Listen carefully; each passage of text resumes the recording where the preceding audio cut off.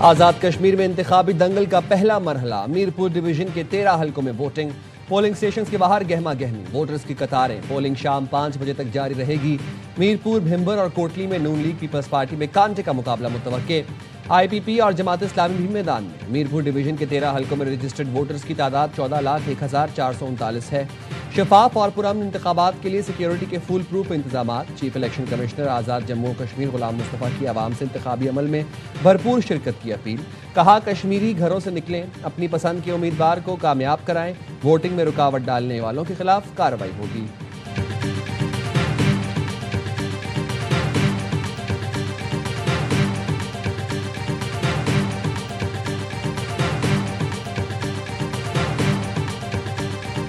پر موڑ لگائیں، Pakistan Peoples party کو بھاری مینڈیٹ دے تاکہ ہم ریاست اور احتجاج کرنے والوں کو یہ کہہ سکیں کہ یہ صرف بلاول بھٹو زرداری کا مطالبہ نہیں، یہ میرپور کا مطالبہ ہے۔ میرپور پر احسان نہیں کر رہے، قرض ادا کریں گے، حق دیں گے۔ Chairman Peoples Party Bilawal Bhutto کا میرپور ڈویژن کے شہریوں کے لیے پیغام۔ کہا عوام کے ٹیکس کے پیسوں سے بنے ایئرپورٹ اور بسیں تحفہ نہیں، ان کا حق ہے۔ پیپلز پارٹی کو کامیاب کریں، آپ کو حق کے حاکمیت، حق کے ملکیت اور حق کے روزگار ملے گا۔ بلاول بھٹو کا پھر آزاد کشمیر کے لیے ٹروتھ اینڈ ریکنسیلیشن کمیشن بنانے کا مطالبہ۔ کہتے ہیں کمیشن کے ذریعے ہر شکایت سنی جائے تاکہ ہر متاثرہ خاندان کو انصاف ملے۔ بارہا کمیشن کی تجویز دے چکا ہوں لیکن تاحال کوئی مثبت جواب نہیں ملا۔ شہری رحمان کہتی ہیں شکست کے خوف سے نون لیگ انتخابی عمل کو متنازع بنانے کی کوشش کر رہی ہے۔ مخالفین جو کبھی سڑکوں کو تنقید بناتے ہیں، پھر ہم سڑکوں کی ویڈیو لگاتے ہیں، کبھی ہسپتالوں کو تنقید بناتے ہیں تو ہم ہسپتالوں کی ویڈیو لگاتے ہیں۔ اگر اتنی پرابلم ہے، اتنی چیخیں مار رہے ہو تو پھر مریم نواز شریف جیسی گرین بسیں دکھا دو، مریم نواز شریف جیسے کلینک آن ویلز دکھا دو، کارڈیولوجی ہاسپٹل دکھا دو اپنے صوبے میں۔ رونے والے تصویریں لگاتے ہیں چند منٹ کی بارش کے بعد، اس کے بعد کی تصویریں نہیں لگاتے۔ ایسا نواز شریف لاؤ جس نے ایٹمی دھماکے کیے ہوں، ایسا نواز شریف لاؤ جس نے موٹر وے بنائی ہو۔ پنجاب کی سینئر وزیر مریم اورنگزیب نے مخالفین کو چیلنج بھی کیا۔ کہا ایسا شہباز شریف لاؤ جس نے اورنج ٹرین بنائی ہو، لیکن تم کہاں سے لاؤ گے کیونکہ شہباز شریف تو مسلم لیگ نون میں ہے۔ وزیر اطلاعات پنجاب عظمہ بخاری نے کہا کشمیریوں کو الیکٹرک بسیں اور کلینک آن ویلز ملنے پر پی پی رہنما کیوں چراغ پا ہیں۔ پیپلز پارٹی 17 سالہ اقتدار کی کارکردگی بتائے۔ پی پی آزاد کشمیر الیکشن میں سنجیدہ ہوتی تو بلاول بھٹو جلد سے منسوخ کر کے نہ بھاگتے۔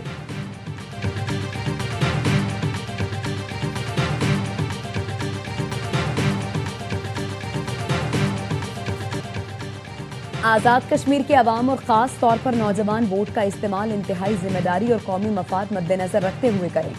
آزاد کشمیر کی پائیدار ترقی معاشی استحکام کے لیے ضروری ہے۔ صدر استحکام پاکستان پارٹی عبدالعلیم خان کا ویڈیو پیغام۔ کہا عوام ان عناصر کے دھوکے میں نہ آئیں جو ماضی میں بڑے بڑے وعدے کرتے رہے مگر کامیابی کے بعد عوامی مسائل کو فراموش کر دیا۔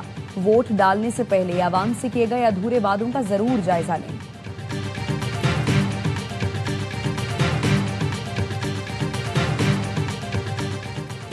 پاکستان کی بھارتی وزیر دفاع کے اشتعال انگیز بیانات کی شدید مذمت۔ وزیر دفاع خواجہ آصف کہتے ہیں بھارت پروپیگنڈے سے تسلیم شدہ قانونی حقائق مسخ نہیں کر سکتا۔ بھارتی وزیر دفاع کا بیان حقائق مسخ کرنے کی ایک اور ناکام بھارتی کوشش ہے۔ بھارتی بیانات سے مقبوضہ کشمیر کے متنازع حیثیت تبدیل نہیں ہو سکتی۔ بھارت جنوبی ایشیا میں دہشت گردی کا سب سے بڑا سرپرست ہے۔ پاکستان امن اور مذاکرات کی اپنی پالیسی پر سختی سے قائم ہے۔ ترجمان دفتر خارجہ کے مطابق پاکستانی قوم اور مسلح افواج پر ہر بھارتی مہم جوئی کا منہ توڑ جواب دینے کی صلاحیت رکھتی ہے۔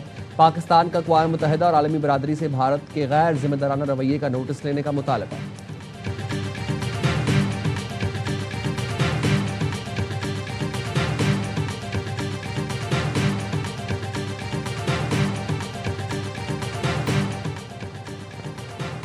امریکہ کے ساتھ پیغامات کا فعال طور پر تبادلہ کیا جا رہا ہے۔ تہران اور واشنگٹن کے درمیان پیغامات کا تبادلہ پاکستان اور قطر کی ثالثی میں کیا جا رہا ہے۔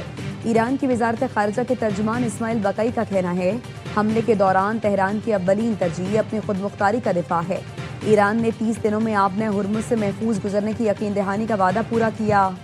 امریکہ نے ڈیڈ لائن ختم ہونے سے پہلے ہی جہاز رانی واقعات کو بہانہ بنا کر حملے شروع کر دیے۔ ایک سال میں تیسری بار مذاکرات کے دوران حملوں سے ایران کی سفارتکاری کو دھوکہ دیا گیا۔ امریکہ مفاہمت کی یادداشت کے تحت ایران کے منجمد اثاثوں کو جاری کرنے میں ناکام رہا۔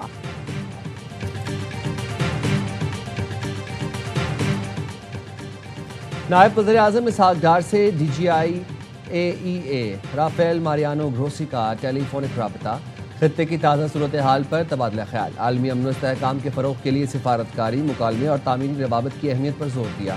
رافیل گروسی نے امید ظاہر کی اسلام آباد مفاہمتی یادداشت کے بعد متعلقہ فریقین سے مذاکرات اور رابطوں کا سلسلہ برقرار رکھیں گے تاکہ پائیدار اور پرامن حل تک پہنچا جا سکے۔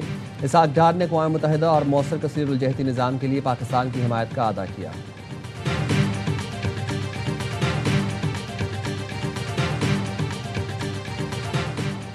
حزب اللہ کی حمایت اسٹریٹجک پالیسی ہے، ختم نہیں ہوگی۔ حزب اللہ کے سیکرٹری جنرل نعیم قاسم نے ایرانی سپریم لیڈر مجتبیٰ خامنہئی کا خط شیئر کر دیا۔ حزب اللہ کے شیئر کردہ خط میں مجتبیٰ خامنہئی نے کہا کہ امریکہ ایران مفاہمت کی پہلی شرط لبنان کی علاقائی سالمیت کا تحفظ ہے۔ لبنانی سرزمین سے اسرائیل کا مکمل اور غیر مشروط انخلا شرط ہے۔ نائب ایرانی وزیر خارجہ کاظم غریب آبادی نے ایکس پر لکھا، اسرائیلی وزیر اعظم بین الاقوامی فوجداری عدالت کے وارنٹ سے بچنے کے لیے امریکہ کو استعمال کر رہے ہیں۔ نیتن یاہو نے کھلے عام دعویٰ کیا کہ امریکی وزیر خارجہ مارکو روبیو نے فوجداری عدالت کے خلاف اقدامات کا وعدہ کیا۔ اسرائیل اور امریکہ ICC کو بدعنوان قرار دے رہے ہیں۔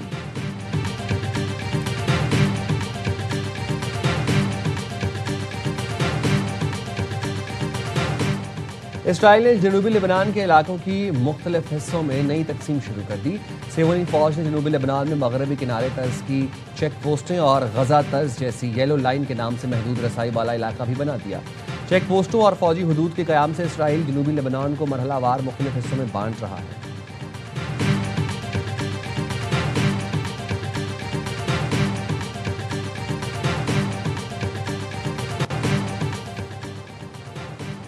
دمشق کئی ملکوں کی شمولیت سے اسرائیل کے ساتھ ایک سیکیورٹی معاہدے تک پہنچنے کے لیے سرگرم ہے، اسی لیے شام اسرائیل کے ساتھ کسی قسم کی جھڑپ سے گریز کر رہا ہے۔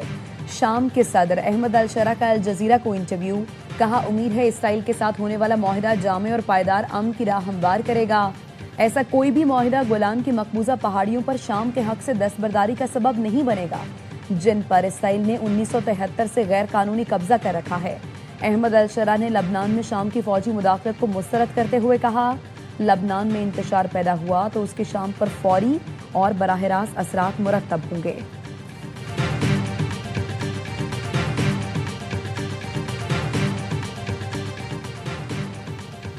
اسرائیلی کابینہ نے غزہ میں بین الاقوامی استحکام فورس کے داخلے کی منظوری دے دی۔ الجزیرہ کی رپورٹ کے مطابق ایک سینئر اسرائیلی اہلکار کا کہنا ہے مجوزہ بین الاقوامی فورس کو ان علاقوں میں داخلے کی منظوری دی گئی ہے جو اسرائیلی کنٹرول میں نہیں ہے۔ کابینہ نے یہ بھی فیصلہ کیا ہے صرف وہی ملک جو اسرائیل سے سفارتی تعلقات رکھتے ہیں اور بین الاقوامی فورمز پر اس کے خلاف کارروائی نہیں کرتے، وہ استحکام فورس میں حصہ لے سکتے ہیں۔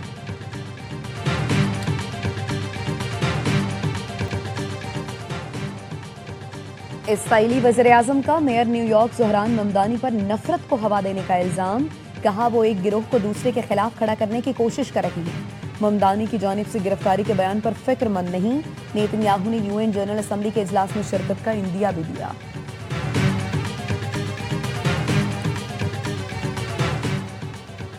بحیرہ کیسپین میں ایرانی تجارتی جہاز پر یوکرینی حملے کا جواب لازمی دیا جائے گا۔ ایرانی خارجہ پالیسی کمیٹی کے سربراہ ابراہیم عزیزی کا کہنا ہے ایران کے خلاف کسی بھی اقدام کی ہمیشہ قیمت چکانی پڑتی ہے۔ امریکہ اور اسرائیل اس حقیقت سے بخوبی آگاہ ہے۔ یوکرین کو بھی شاید جلد احساس ہو جائے گا کہ ایران جواب دیے بغیر نہیں چھوڑے گا۔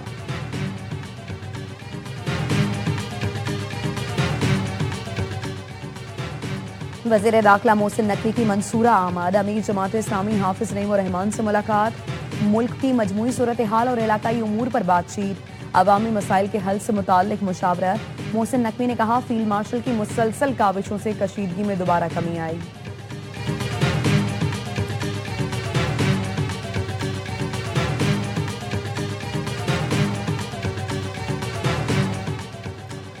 کالعدم BLA دہشت گردی ہی نہیں، اغوا برائے تاوان اور دیگر جرائم میں بھی ملوث نہیں تھی۔ 24 جولائی 2026 کو کالعدم BLA کے دہشت گردوں نے کھڑکوچا سے 2 شہریوں کو کوریئر کمپنی کی گاڑی سمیت اغوا کیا۔ کوریئر کمپنی کے مالک سے رابطہ کر کے 2.50 کروڑ روپے تاوان طلب کیا۔ عدم ادائیگی کی صورت میں مغویوں کو قتل کرنے کی دھمکی دی۔ ہلال چودھری کے مطابق دہشت گرد گاڑیوں کو روک کر لوٹ مار کرتے ہیں. بلوچستان میں بسوں سے اتار کر لوگوں کو شہید کیا جاتا ہے. جو بھتہ دیتا ہے اسے کچھ نہیں کہا جاتا.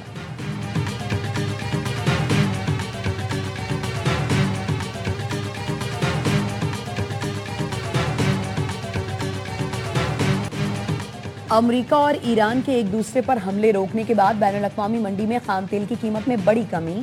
لندن برینٹ خام تیل کی قیمت فی بیرل $90 سے بھی نیچے آ گئی. اس وقت 6.33% کمی کے ساتھ فی بیرل $92.14 پر ٹریڈنگ. ویسٹ ٹیکسس خام تیل 6.29% سستا، فی بیرل قیمت $84.81 ہو گئی.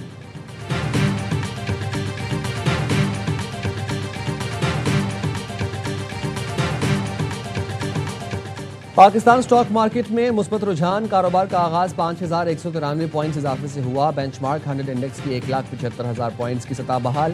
اس وقت انڈیکس 1,76,000 سے زائد پوائنٹس پر ٹریڈ کر رہا ہے.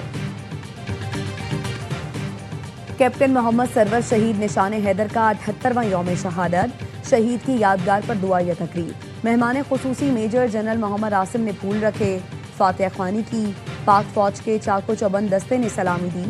مسلح افواج کا کیپٹن محمد سرور شہید کو خراج عقیدت. ISPR کے مطابق field marshal Syed Asim Munir, admiral Naveed Ashraf اور air chief marshal Zaheer Ahmed Babar Sidhu نے خراج عقیدت پیش کیا. صدر زرداری نے پیغام میں کہا، کیپٹن محمد سرور شہید نے ایسا باب رقم کیا جسے آنے والی نسلیں فخر سے یاد رکھیں گی. وزیر اعظم شہباز شریف اور وزیر داخلہ محسن نقوی نے بھی کیپٹن محمد سرور شہید کو خراج عقیدت پیش کیا.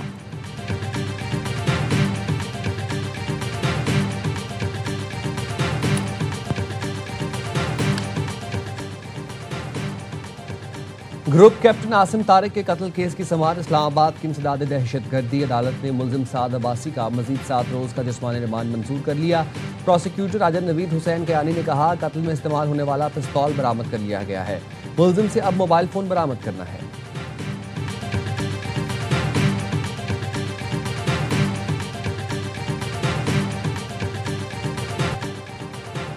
مونسون بارشوں کے باعث پنجاب کے دریاؤں میں طغیانی. دریائے سندھ میں کالا باغ، تونسا کے مقام پر نچلے درجے کا سیلاب. دریائے چناب میں خانقی، قادر آباد اور تریموں کے مقام پر بھی نچلے درجے کا سیلاب. PDMA کے مطابق دریائے راوی میں سدنائی کے مقام پر درمیانے درجے کے سیلاب کی صورتحال ہے. وزیر آباد میں نالا پلکھ میں اونچے، جبکہ ناروال میں نالا بسنتر میں نچلے درجے کے سیلاب کی صورتحال ہے.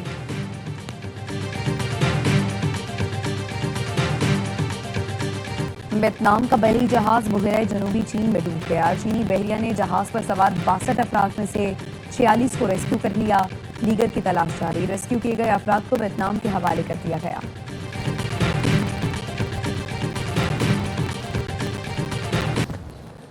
میڈرڈ کے قریب جنگلات میں لگنے والی آگ بے قابو. 15,000 افراد کی نقل مکانی. اسپین میں ایمرجنسی نافذ کر دی گئی. آگ نے فرانس، اٹلی، یونان اور پرتگال کے جنگلات کو بھی لپیٹ میں لے لیا.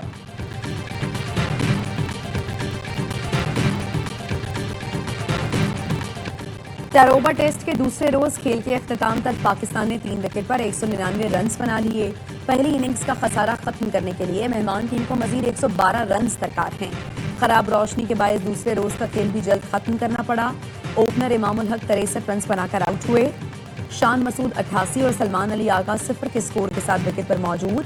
اس سے قبل میزبان ٹیم اپنی پہلی اننگز میں 311 پر آؤٹ ہوئی. شہ ہوپ نے ڈراپ چانس کا فائدہ اٹھا کر سب سے زیادہ 92 رنز بنائے.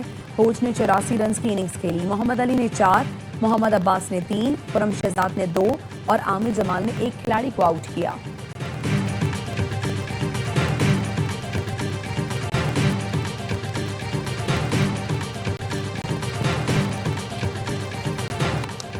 اور کامن ویلتھ گیمز میں میڈل کی تلاش. پاکستانی ایتھلیٹس آج بھی مختلف گیمز میں قسمت آزمائیں گے.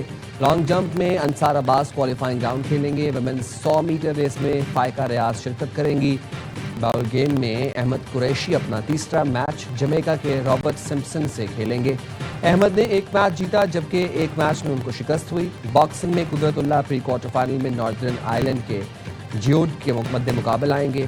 مسلسل 3 روز ناکام ہونے کے بعد قومی سوئمرز احمد، حریم اور حمزہ آج پھر سے اگلے راؤنڈ میں جگہ بنانے کی کوشش کریں گے. پاکستان اب تک ایونٹ میں کوئی میڈل نہیں جیت سکا.